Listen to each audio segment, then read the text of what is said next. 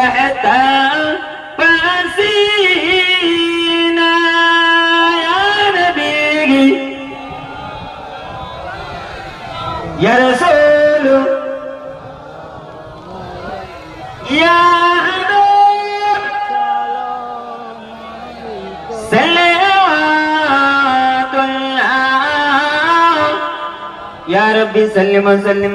أشهد أن لا إله إلا الله ونشهد أن سيدنا ومولانا محمدا عبده ورسوله. إن الله وملائكته يصلون على النبي يا أيها الذين آمنوا صلوا عليه وسلموا تسليما. اللهم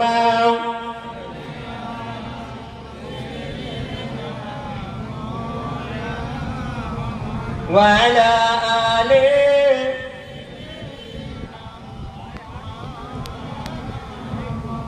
सबत बता दे किधर है मदीना मैं उधर को जाऊंगे जिधर है मदीना. सबत बता दे किधर है मदीना मैं उधर को जिधर है मदीना. मदीना की तरफ दौड़ेगा दीवाना मोहम्मद का. मोहम्मद से हमें हमारा मोहम्मद. कोई जन्नत में जाएगा कोई दोज़ख में पहुंचेगा. मदीना की तरफ दौड़ेगा दीवाना मोहम्मद का. अल्लाहुम्मा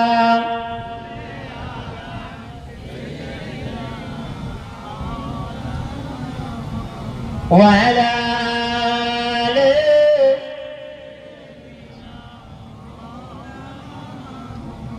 وقال الله تعالى في كلامه المزيد والفرقان الحميد.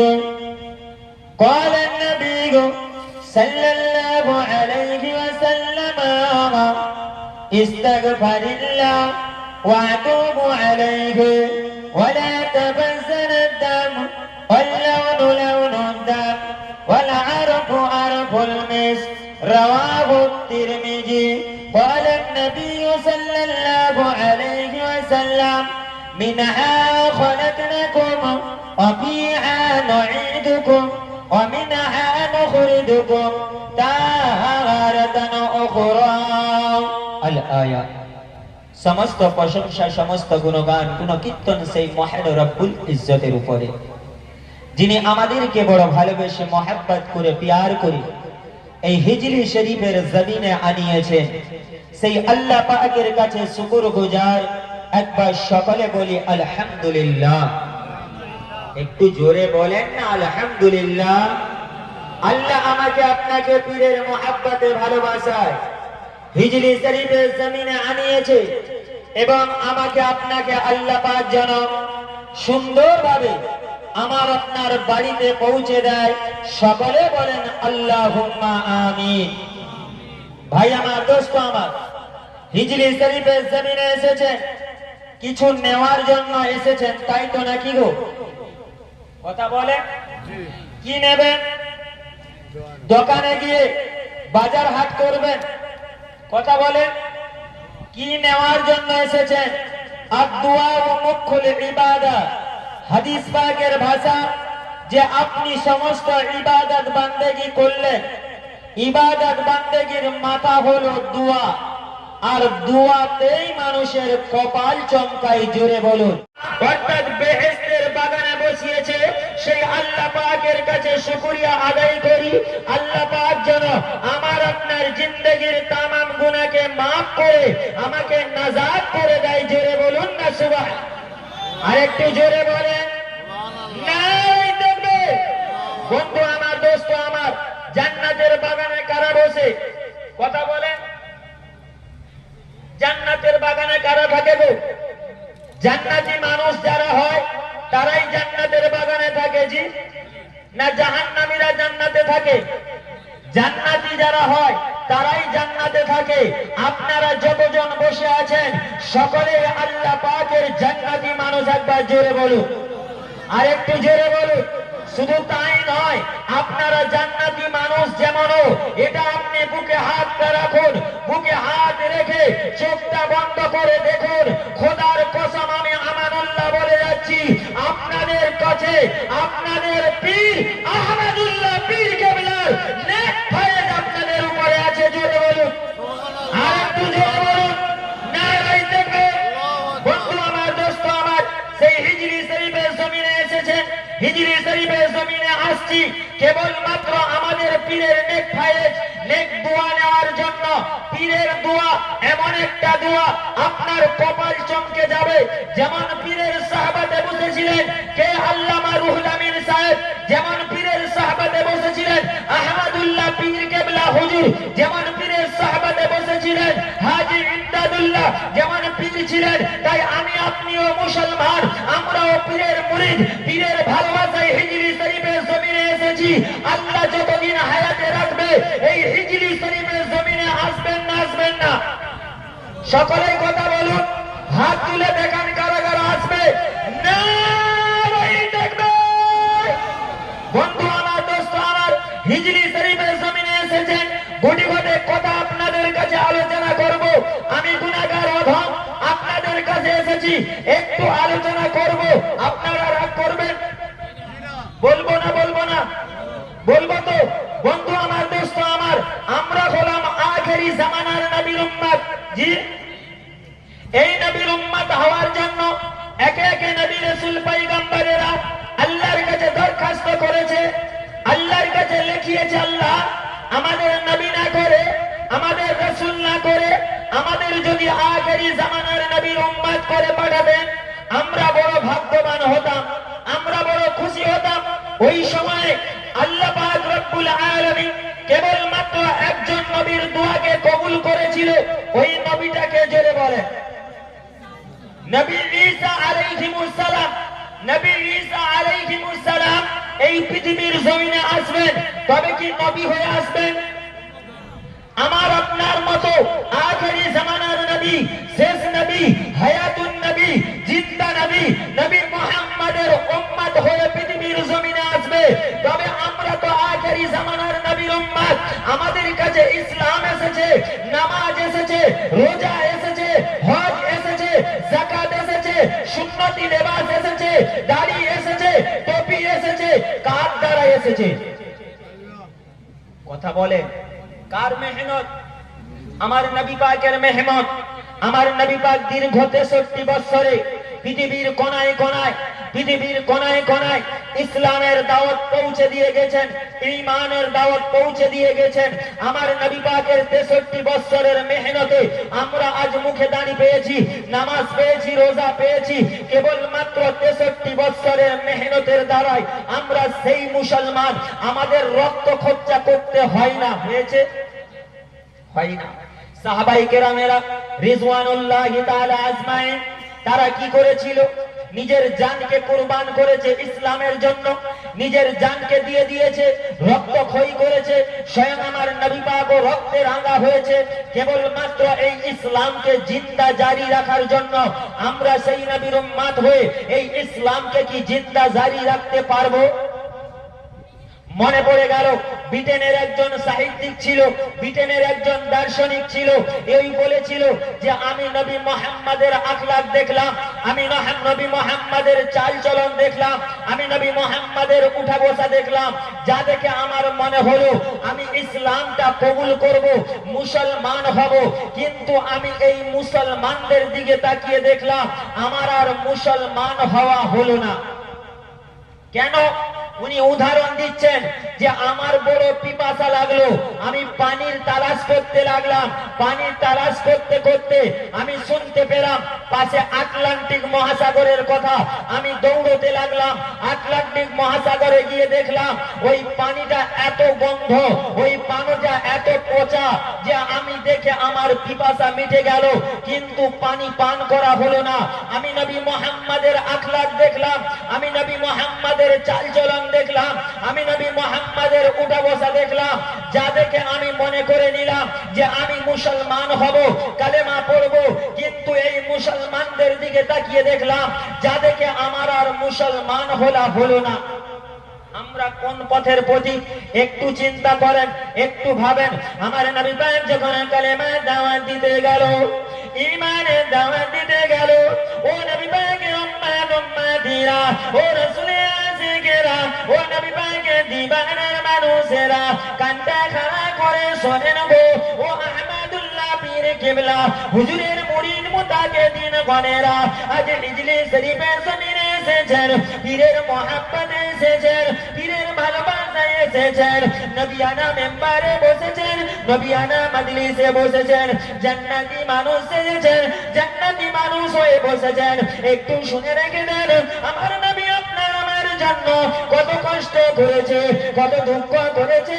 আমার নবী যখন কালেমা প্রচার করতে গেল, ইহুদিরা, কাফেররা, বেঈমান বেদিনেরা আমার নবী তায়েফবাসীকে বলতে লাগলো, ও তায়েফবাসীরা, তোমরা আল্লাহকে আল্লাহ বলে মেনে নাও, আমি নবী মুহাম্মদ, আমাকে নবী মুহাম্মদুর রাসূলুল্লাহ বলে মেনে ঈমানের কালেমা পড়ে মুসলমান হয়ে যাও। তায়েফবাসীরা বলেছিল, পাগল মুহাম্মদকে মারো, পাগল মুহাম্মদকে মারো। বাচ্চা বাচ্চা ছেলেরা, ওরা কিছু বোঝে না গো, ওরা মুবারক লাল হয়ে গেল। আমার নবী আর হাঁটতে পারছে না, আমার নবী আর দৌড়াতে পারছে না, ধুম করে জমিনের মধ্যে পড়ে গেল। ইন্না লিল্লাহি ওয়া ইন্না ইলাইহি রাজিউন। আমার নবী অজ্ঞান হয়ে গেল, বেহুশ হয়ে গেল। আমার নবী পাক যখন অজ্ঞান হয়ে গেল, আল্লাহ পাক বলতে লাগলো, ও বাবা জিবরাইল, ও বাবা জিবরাইল, আর দেরি করো না বাবা, আর দেরি করো না, অতি দ্রুত গতিতে চলে যাও। আমার নবী পাক অসুস্থ হয়ে গেছে, আমার নবী পাকের অবস্থা দেখো। ও বাবা জিবরাইল, তাড়াতাড়ি চলে যাও বাবা, তাড়াতাড়ি চলে যাও, এই তায়েফবাসীকে তুমি শেষ করে দাও। তবে বাবা জিবরাইল, এটা তুমি মনে রেখে দিও, আমার নবী পাক যদি হুকুম দেয়, আমার নবী পাক যদি ইজাজত দেয়, তবে তুমি তায়েফবাসীকে ধ্বংস করে দেবে। জিবরাইল আলাইহিস সালাম নবী পাকের কাছে এলেন, কাছে এসে দেখলেন নবীর শরীর দেখে জিবরাইলের কান্না চলে আসে। আল্লাহ, এ কি অবস্থা করেছে? হে মক্কার কাফের বেঈমান বেদিনেরা, এরা নবীকে নবী চিনতে পারলো না। আল্লাহ, আমার নবী যখন হুশটা ফিরল, জিবরাইল আলাইহিস সালাম মাথার কাছে দাঁড়িয়ে রয়েছে।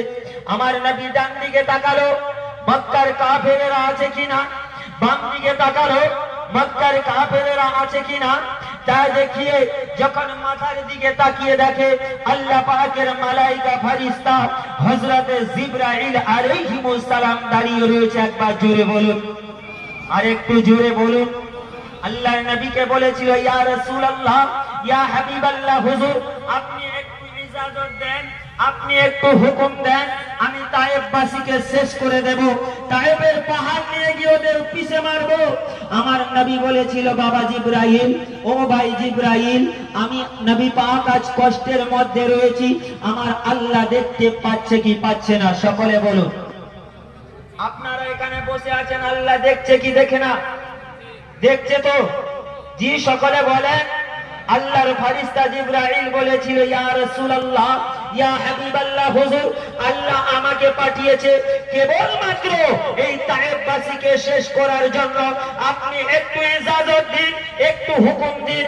ও মুসলমানের ছেলেরা, ও হিজলি শরীফে কত মেহমানেরা, একটু শুনে রেখে দেন। আমার নবী পাক জিবরাইলকে বলেছিল, ও ভাই জিবরাইল, ও ভাই জিবরাইল, তুমি তায়েফ দেবে, তায়েফবাসীকে পিছে মারবে। ও ভাই জিবরাইল, আল্লাহ তো আমাকে বদলা নেওয়ার জন্য পাঠায়নি গো, আল্লাহ তো আমাকে প্রতিশোধ নেওয়ার জন্য পাঠায়নি গো। ও ভাই জিবরাইল, আল্লাহ আমাকে ওয়ামা আরসালনাকা ইল্লা রাহমাতাল লিল আলামিন করে পাঠিয়েছে। ও ভাই জিবরাইল, আল্লাহ পাক আমাকে দয়ার নবী করেছে, বদলা নেওয়ার জন্য পাঠাই। ভাই জিবরাইল, যাও আল্লাহকে বলো ওদের প্রতিশোধ নিতে হবে না, বদলা নিতে হবে না। বন্ধু আমার, দোস্ত আমার, ও হিজলি শরীফের আগত মেহমানেরা, একটু কানটা খাড়া করে শোনেন। আমি আপনাদের ছোট ভাই, আমি আপনাদের ছোট ছেলে, একটু বলে যাই, শুনে রেখে দেন। আমার নবী পাক এইবার দেখলো পাশে দাঁড়িয়ে রয়েছে চাচতো ভাই আকিল। আকিলকে বলেছিল, ও ভাই আকিল, যাও না ভাই, তায়েফের বাড়িতে গিয়ে দেখো আমি নবী মুহাম্মদ, আমি বড় পিপাসা রয়েছি ভাই, আমার জন্য কি ওরা বিন্দু মাত্র পানি দিয়ে সাহায্য করবে? আকিল দৌড়ে দৌড়ে তায়েফের বাড়িতে বাড়িতে ঘুরতে লাগলো। তায়েফের মানুষেরা আমার নবীর জন্য বিন্দু মাত্র পানি কেউ দিয়ে সাহায্য করলো না। হযরতে আকিল দৌড়ে দৌড়ে এলো, এসে আমার নবী পাককে শোনালো। আমার নবী সাইডে দেখে রাখাল বালকেরা ওরা ছাগল চড়াতে আরম্ভ করেছে। আমার নবী পাক বলেছিল, ও ভাই আকিল, চলে যাও চলে যাও, ওই যে রাখাল বালকেরা ওরা ছাগল চড়াচ্ছে, ওদেরকে গিয়ে বলো ওদের ছাগলের বিন্দু মাত্র দুধ যদি থাকে আমি নবী মুহাম্মদ আমাকে দিয়ে একটু সাহায্য করতে বলো। আকিল রাখাল বালকদের বলতে লাগলো, ও রাখাল বালকেরা, তোমাদের ছাগলের যদি বিন্দু মাত্র দুধ থাকে আমার নবীকে দিয়ে একটু সাহায্য করো।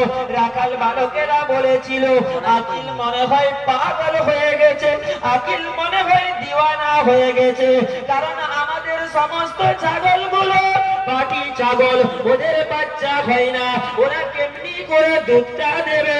তাই আকিল মনে হয় পাগল হয়ে গেছে। আকিল দৌড়ে দৌড়ে আমার নবী পাকের কাছে এসে বলল, ইয়া রাসূলুল্লাহ, ইয়া হাবিবাল্লাহ, ওদের ছাগলের বাচ্চা হয় না, ওরা দুধ কোথায় পাবে? আমার নবী বলেছিল, বাবা আকিল, যাও ওকে গিয়ে বলো ওদের ছাগল যদি দুধ দেয়, আরে ওদের কি কোনো অসুবিধা আছে? আকিল যখন গিয়ে বলল, রাখাল বালকেরা বলেছিল, আজকের বোঝা যাবে তোমার নবী সত্য কিনা। তোমার নবী সত্য নবী হলে ছাগল দুধ দেবে।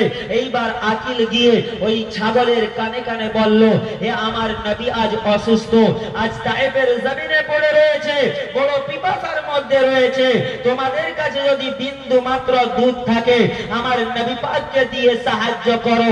হাদিস পাকে বর্ণনা করেছে, সমস্ত ছাগলগুলো আসমানের দিকে মুখটা করে ওদের ভাষায় ওরা আল্লাহর কাছে ফরিয়াদ করে, ও রব্বুল আলামিন, আল্লাহ আপনার নবী পাক আমাদের কাছে পাঠিয়েছে কেবল মাত্র একটু দুধের জন্য। আল্লাহ আমরা তো আমাদের কারোর বাচ্চা হয় না, আল্লাহ আমাদের তো দুধ আসে না। ও রব্বুল আলামিন, আল্লাহ আপনার নবীকে যদি দুধ দিয়ে সাহায্য করি, হয়তো আমার ছাগল জাতির কলঙ্ক হয়ে যাবে, হয়তো ছাগল জাতির কলঙ্ক হয়ে যাবে। ও রব্বুল আলামিন, আল্লাহ আমাদের বাটির মধ্যে দুধটা দিয়ে ভরে দিন। আল্লাহ আল্লাহ পাকের হুকুমে ওই সমস্ত বাটি ছাগলের বাটে আল্লাহ দুধ দিয়ে ভরিয়ে দিল। আমার চাচতো ভাই আকিল আমার নবী পাকের কাছে দুধটা নিয়ে গেল। সমস্ত রাখাল বালকেরা আছে, কোরআনকে যদি আগুনের মধ্যে ফেলা হয়, আগুনের কি ক্ষমতা আছে কোরআনকে জ্বালিয়ে দেওয়ার মতো? কথা বলে জি, পারবে না। কারণ এক সময়ে দেখা গেছিল আপনার এই ভারতবর্ষের সমস্ত হেড পেপারের হেডলাইনে লিখেছিল আপনার এই জিয়াউল হক সাহেব, উনি কি করেছেন, প্লেনের মধ্যে উঠছে, জিয়াউল হক সাহেবের পকেটে একটা ছোট্ট পকেট কোরআন ছিল, তার প্রমাণ শোনেন। ওই কোরআনটা নিয়ে প্লেনে উঠলো, প্লেনে আগুন লেগে গেল, প্লেনটা বাস্ট হয়ে গেল, প্লেন থেকে সমস্ত মানুষের গোস্তের খাম্বা জমিনে পড়লো। এইবার সকলে খুঁজছে, এটা জিয়াবুল হক সাহেবের হাতটা পাওয়া গেছে, এটা জিয়াবুল হক সাহেবের পাটা পাওয়া গেছে। এইবার দেখতে পাওয়া গেল জিয়াবুল হক সাহেবের পকেটে যে পকেট কোরআনটা ছিল, ওই কোরআনটা রয়েছে। একজন গিয়ে ওই কোরআনটা খুলে দেখলো। খোদার কসম করে বলছি, আগুনের বিন্দু মাত্র ক্ষমতা নাই, আগুনের বিন্দু মাত্র ক্ষমতা নাই আল্লাহর কোরআনকে জ্বালিয়ে দেওয়ার মতো। ওই সময় জিয়াবুল হক সাহেবের যে পকেটে পকেট কোরআনটা ছিল, ওই কোরআনটা বিসমিল্লাহির রহমানির রহিম থেকে নিয়ে কুল আউযু বিরাব্বিন নাস পর্যন্ত একটাও হরফকে পুরাতে পারেনি। জোরে বলুন, আরেকটু জোরে বলুন। বন্ধু আমার, দোস্ত আমার, সেই রসুলের ঘর, সেই নবী পাকের মহাব্বতে আমি আপনি এসেছি, সেই নবী পাকের ভালোবাসায় আমি আপনি এসেছি। যে আহমদুল্লাহ পীর কিবলা হুজুরের মহাব্বতে এসেছি, এই হুজুরের মহাব্বতে এসে আমি আপনি আজকের বসে আছি, বসে আছেন। একটু আদুয়া ও মুকুল ইবাদত, সমস্ত ইবাদত বান্দেগীর মাথা হলো দোয়া। দোয়া নেব তবে বাড়ি ফিরবো। তাই আল্লাহর কোরআনেরও, আল্লাহর কোরআনকে আল্লাহ এত ইজ্জত দিয়েছে, পানিতে ফেললেও পানির ক্ষমতা নাই, আল্লাহর কোরআনকে হজম করে দেবে। যেমন মনে পড়ে গেল, দজলা নদী বলে একটা নদী ছিল, ওই নদীর সাইডে একটা মাদ্রাসা ছিল, যে মাদ্রাসাটা হলো হাফেজিয়া মাদ্রাসা। ওই মাদ্রাসায়, যে মাদ্রাসাটা ছিল হাফেজিয়া মাদ্রাসা, সমস্ত বাচ্চাগুলো পড়াশোনা করে, হাফেজ হয়, আলেম হয় ওই মাদ্রাসায়। এইবার আসরের পরে ছুটি হয়, বাচ্চারা নদীর পাড়ে খেলাধুলা করে। খেলতে খেলতে কিছু বাচ্চা নদীর পাড়ে নেমে গেছে, আর কিছু বাচ্চা পানিতে নেমে খেলাধুলা করছে। খেলতে খেলতে হঠাৎ একটা ঢেউ এলো, একজন বাচ্চাকে টেনে নিয়ে চলে গেল। শুনে রেখে দেন মুসলমান, আল্লাহর কোরআনের কত ইজ্জত, আল্লাহর কোরআনের কত সম্মান, আল্লাহর কোরআনের কত মর্যাদা আল্লাহ দিয়েছে। যে ওই বাচ্চাটা যখন চলে গেল, যে বাচ্চাটা ছিল 30 পারা কোরআনে হাফেজ। জোরে বলুন, একটু জোরে বলুন। আপনারা বলেছেন যে পানির ক্ষমতা নাই, আল্লাহর কোরআনকে ডুবিয়ে দেয়, পানির ক্ষমতা নাই, আল্লাহর কোরআনকে হজম করে দেয়। এইবার মাদ্রাসার বাচ্চারা বলে, আরে দেখ ছেলেটা কোথায়, দেখ খুঁজছে, ওরা ছেলেটাকে খুঁজে পায় না। এইবার বাচ্চারা বলছে, এদিকে মাগরিবের আজানও হলো, চলো বাড়ি ফিরে যাই, মাদ্রাসায় ফিরে যাই। যদি মাদ্রাসায় মাগরিবের নামাজটা না আদায় করতে পারি, তাহলে হয়তো ওস্তাদ মারবে, বকবে, চলো যাই। আবার ছেলেরা বলছে, না, একটা ছেলেকে যদি না নিয়ে যায় হয়তো আমাদের আরো বেশি মারবে। এইরকম খুঁজতে খুঁজতে মাগরিবের আজান হয়ে গেছে। মাগরিবের আজান হয়ে যাওয়ার পরে নামাজ হলো। এইবার বাচ্চাগুলো কারোর 1 রাকাত ছেড়েছে, কারোর 2 রাকাত ছেড়েছে, এমন নামাজ ছেড়ে গেছে। এইবার এরা উঠে দাঁড়িয়ে গেছে। শিক্ষক এখন কি করেছে, নামাজের শেষে বলে, তোদের কাদের নামাজ ছেড়েছে, আমার সঙ্গে দেখা করবি। বাচ্চাগুলো বসেছেন। এইবার শিক্ষক ছড়ি নাচাচ্ছে আর বলছে, হ্যাঁ রে, তোদের নামাজ ছাড়লো কেন বল? এরা ঠিক করেছে মার খাই খাবো, কিন্তু ডবল মার খাবো না, কারণ এখন নামাজের জন্য মারবে, আবার কিছু সময় ছেলেটার জন্য মারবে, তা হবে না। এইবার ছেলেরা ঠিক করেছে, ওস্তাদ লাঠি নাচাচ্ছে আর বলছে, নামাজ কেন ছাড়লো বল? হঠাৎ একটা বাচ্চা ছেলে বলে ফেলেছে, হুজুর বলবো কি, আমাদের মধ্যে যে ছেলেটা এতিম, আমাদের মধ্যে যে ছেলেটা এতিম, কিছুদিন আগে তার বাপ দুনিয়া ছেড়ে পর্দা নিয়েছে হুজুর। আমরা বলবো কি, ওই ছেলেটা আজ দজলা নদীর কিনারায় খেলতে খেলতে হঠাৎ দজলা নদীতে তলিয়ে যায় হুজুর। তাই আমরা বাচ্চাটাকে খুঁজতে খুঁজতে আমাদের দেরি হয়ে গেছে। যেই না ওস্তাদ আমার বাচ্চাটার কথা শুনেছে, বল বাচ্চা বল, বাচ্চাটা কোথায় ডুবেছে দেখাবি চো। শিক্ষক এসে দজলা নদীর পাড়ে খোঁজাখুঁজি করে, বাচ্চাটাকে কোনো মতে খুঁজে পাই না গো, বাচ্চাটাকে কোনো মতে খুঁজে পাই না গো। ও মুসলমানের ছেলেরা, ও নবী পাকের উম্মত উম্মতিরা, ও রাসূলের আশিকেরা, ও নবী পাকের দিন দিবানার মানুষেরা একটু শুনে রেখে দেন, আল্লাহর কোরআনের কি ইজ্জত আল্লাহ দিয়েছে, আল্লাহর কোরআনের কি মর্যাদা আল্লাহ দিয়েছে।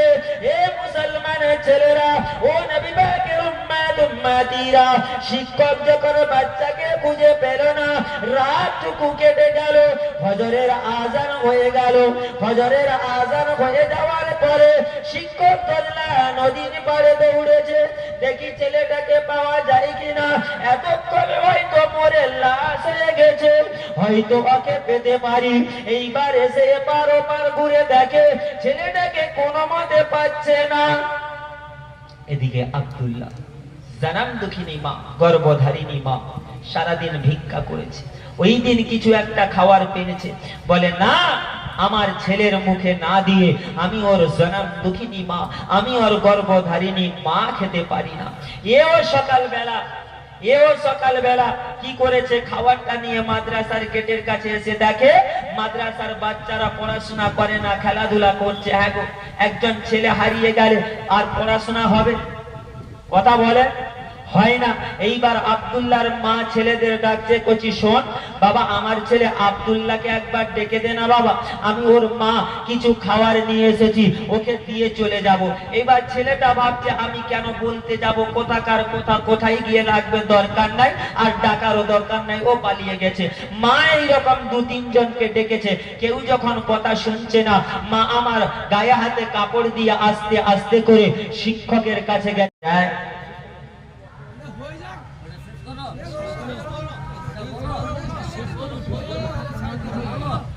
একবার তকবীর দিন, নারায়ে তাকবীর।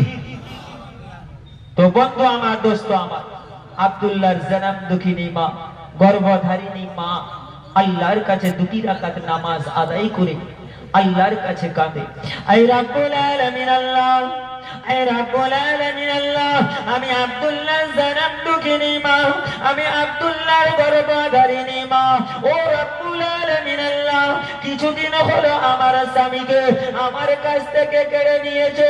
ও রাব্বুল আলামিন আল্লাহ, কিছুদিন হলো আমার স্বামীকে আমার কাছ থেকে তুলে নিয়েছো। ও রাব্বুল আলামিন আল্লাহ, আমি আব্দুল্লাহর জনম দুঃখিনী মা, আমি আব্দুল্লাহর গর্ভধারিণী মা, আমি এটার কষ্ট এখনো ভুলতে পারি না আল্লাহ।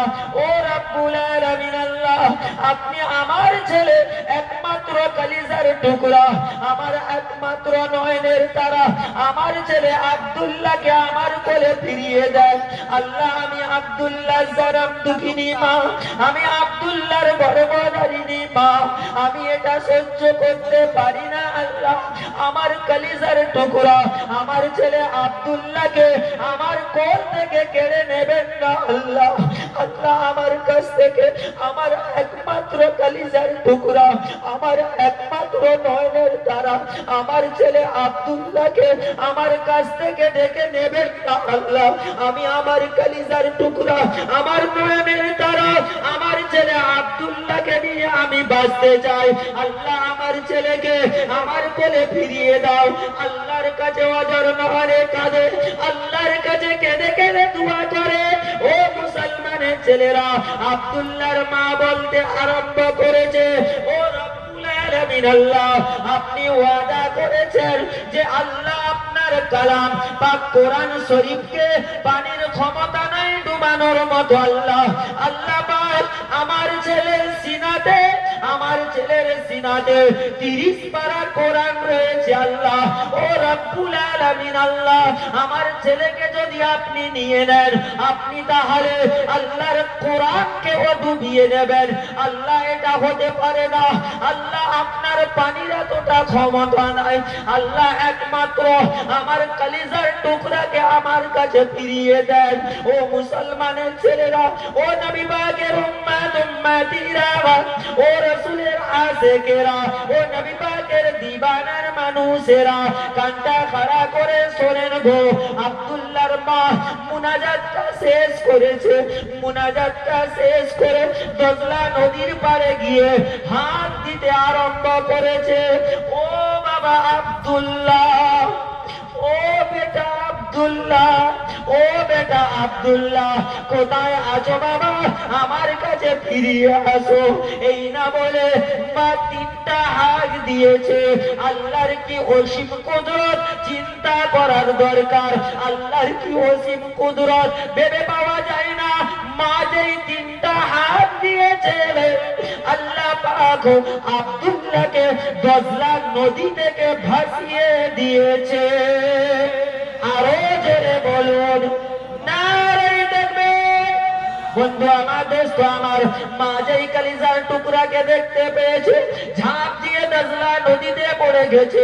মা আমার নিজের কালিজার টুকরা, নিজের নয়নের তারা আব্দুল্লাহকে কোলে তুলে এ গালে চুম্বন দেয়, ও গালে চুম্বন দেয়, এ গালে চুম্বন দেয়, ও গালে চুম্বন দেয়। মা আমার জিজ্ঞাসা করেছে, ও বেটা আব্দুল্লাহ, কাল আসরের পরে তুমি দজলা নদীতে ডুবলে বাবা, তুমি আজকের ভাসলে। ও বাবা আব্দুল্লাহ, বলো বাবা, বলো তুমি কোথায় ছিলে বাবা, তুমি কোথায় ছিলে বলো বাবা, বলো।